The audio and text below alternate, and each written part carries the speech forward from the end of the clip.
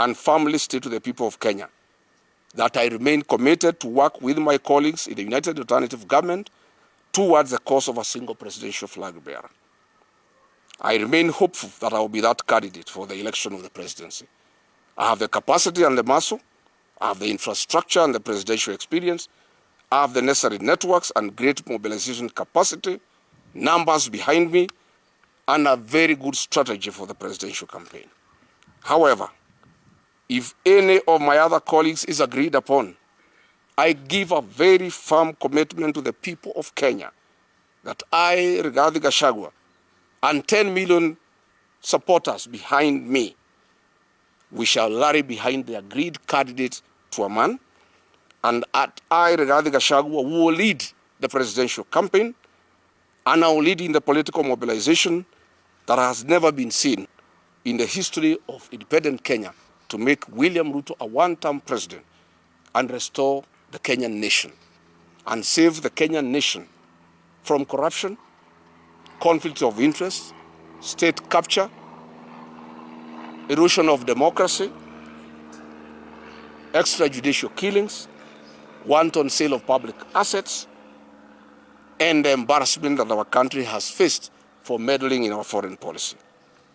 I want to say we must get back our nation.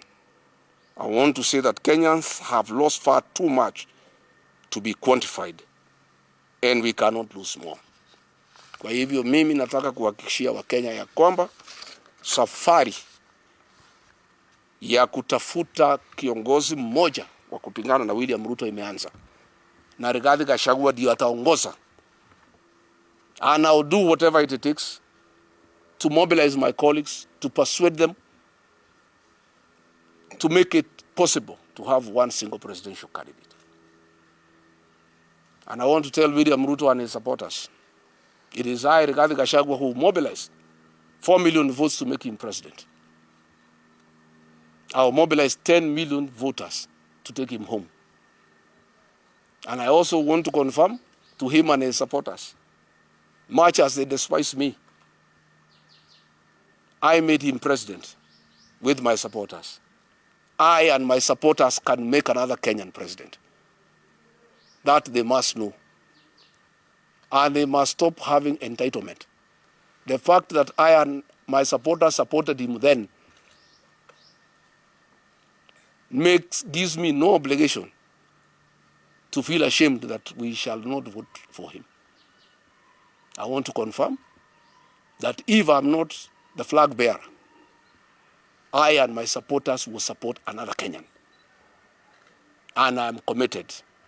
And I will do whatever it takes with my colleagues to make sure there is no division within the opposition, to make sure that everybody moves along, to persuade all my supporters to move along with me, that in case it is not me, I'll persuade all my supporters. All my supporters, including President Uhuru Kenyatta, who is my supporter, that all of us from our support base will put our vote in one basket in favor of the agreed presidential candidate, be it Rigathi Gachagua, be it Kalonzo Musyoka, be it Fred Matiang'i, be it George Natebea, be it Eugene Wamalwa, be it Edwin Sifuna, be it Martha Karua, it does not matter. Once we agree, and we shall agree, and I can tell you the commitment is total, we shall move on. I have left the issues of court now to my lawyers. I have no other responsibility from today. It is to make sure that we have one single presidential candidate against President William Ruto. Once that is achieved, I will then get back to the ground and start political mobilization.